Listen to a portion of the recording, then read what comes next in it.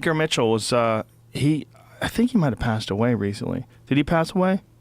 But he's one of those guys that people always bring up. But I'm not a believer necessarily in, not that I'm not a believer in alien life, but I'm not a believer in any of the people that say they've seen aliens or I did a show for Sci-Fi, and one of the episodes we did, we spent weeks talking to people that are UFO researchers and studying the air quote evidence. Right. And there's nothing there. Yeah. Like, look, be a good Bayesian. If someone sees some flashing lights in the sky, what is more likely? Alien civilizations, or they're not accurately reporting what they saw? Like, eyewitness testimony is terrible. Terrible. Terrible. And especially in these weird cases. Yeah. It's just very, very dismissible. So right, and you want to keep an open mind, because if there was a unique event where an alien spacecraft did enter our atmosphere and observe us and then take off, it would be quite fascinating if you could actually get a good read on someone. I think it'd be hugely important to the history of life on Earth, right? Like human history. If and when we finally discover intelligent life out there somewhere else, that'll be one of the most important events in our history. The idea that it's a 20-foot long flying saucer that comes and visits you in Wyoming is not very plausible to me. Well, also the idea of physical beings on board this thing seems counterintuitive. Like, why would they do that? Yeah. Like, we don't have to do that anymore. Like, we send the Mars rover up there, we get amazing footage. It stays up there forever. It doesn't need food. Exactly. Yeah, it's not So that's dying. what they'll do. They'll send a rover here. Yeah. Not either a person or a radio wave. That's what I would imagine. I would imagine it would be, obviously, I don't know what the fuck I'm talking. So if you're getting mad right now, I get You're mad the at me voice too. of the aliens. That's okay. I would just assume that it would be some super complicated drone. Yeah. And that I think that's right. Yeah, they would try to just take data, observe, maybe get some sort of a visual understanding. And obviously, with the kind of telescopes that we have, like the Himawari 8, when they're 22,000 miles out, we take these incredible high-resolution, detailed video and photographs of the Earth itself. What kind of shit do the aliens have? Right. They probably don't need to get anywhere near us, right? I would imagine. And the weird thing is, the Fermi paradox. Mm-hmm. They should be here already, right? Like, the solar system should be buzzing with these drones. And either, almost certainly it's not, because it's not clear why they would try to hide from us, really. And if they don't try to hide, they'd be easily noticeable.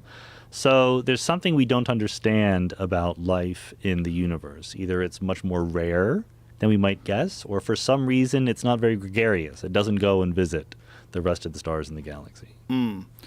My thought was, and this is obviously a very controversial thought, but no one wants to think that we're the first, right? That's like, well, if there's us, then there's probably more. Right. Maybe, right? But maybe it has to happen once it has to happen for the first time somewhere. Yeah. Right? Like like a single-celled organism had to become a multi-celled organism. It had to take place through mutation, and it had to take place at one point in time. Well, that time on this planet, at least, it was the first time.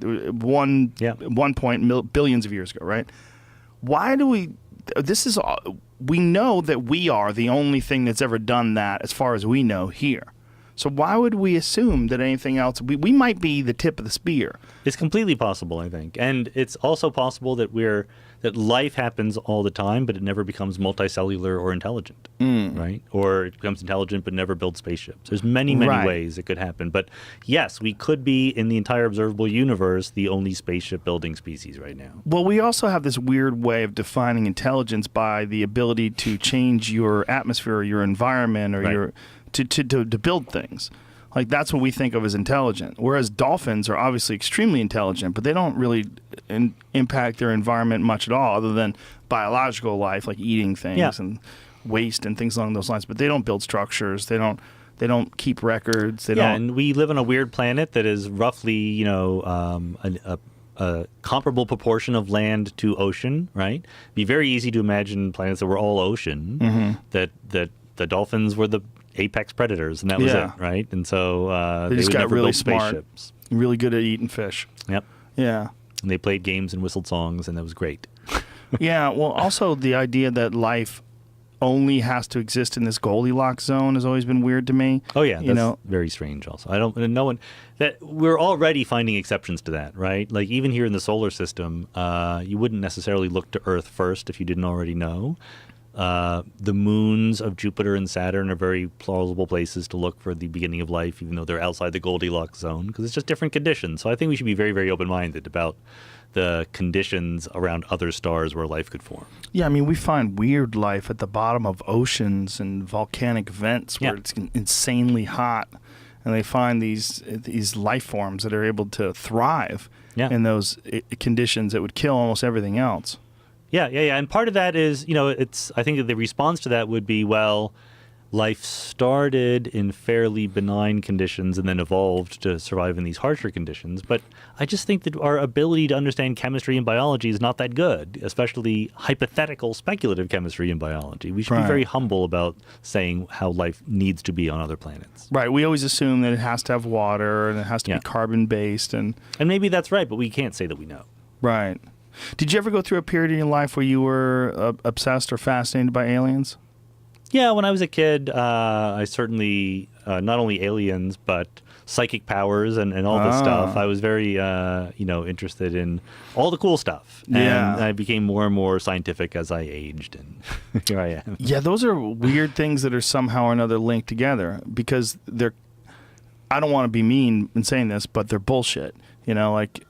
Or psychic powers or aliens. And when you bring up the fact that it's very likely these things are bullshit, people get very upset. Like you're taking away their Santa Claus. Yeah. You're... I don't know. There's a video I saw literally this morning on the web of these people stood outside a little mart on the corner of a street in New York where people were buying Powerball tickets. Okay? So the people buy Powerball tickets and it's like $10 and they come out. And they were offered, can I buy your Powerball ticket from you for $20, for twice what you paid for it?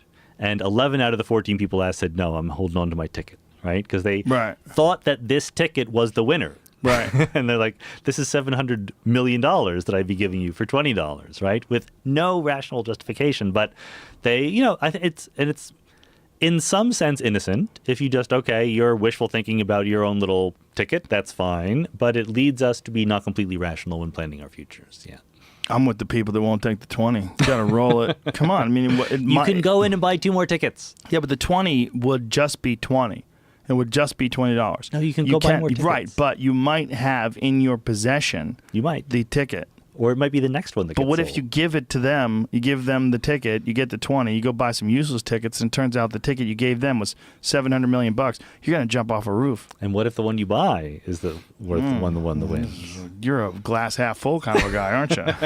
The probabilities work out. It doesn't really matter. You don't know what the number is going to be. Right, but the randomness of it all is what gets people like panicky, right? Like, what if? It does, but it could be.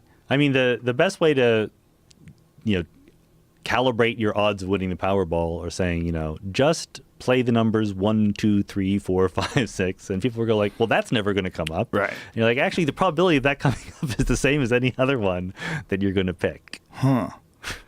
Doesn't matter what order. Yeah, it's just random. Now, have you ever read anything compelling at all that leads you to think that maybe somebody might have observed something that could potentially have been something from another planet or some sort of an... No, I don't think so. I mean, I think that astronomers do have a set of things that they don't understand very well. The most recent example are these things called fast radio bursts, which are a little bit different than the gamma ray bursts. But, as always, the more we think about it, the more we say, oh, actually, I can come up with a perfectly plausible explanation for that. That has nothing to do with aliens. Going back to the sort of uploading consciousness thing, there's a very real possibility that once civilizations or intelligent species become sufficiently advanced, they upload themselves and they realize there's not really any motivation to go exploring in the universe and maybe die anymore.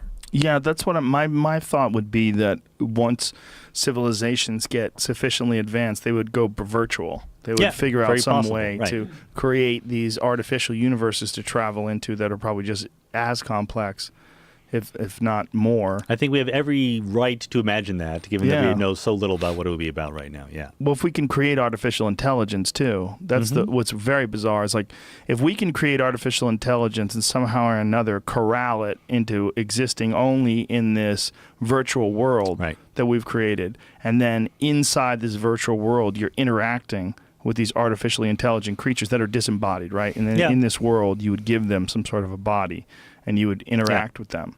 I think that, again, the thing that we underappreciate about that is what is the motivation that these artificially intelligent entities would have? Like we human beings, like it or not, we get hungry. We want to have sex. We want to have power or whatever. Right. But like if you're just a virtual being in an environment without these energetic constraints or need to eat and sleep and so forth, why do you do anything at all? I don't know. I mean, I have no idea what the psychology would be like for something like that.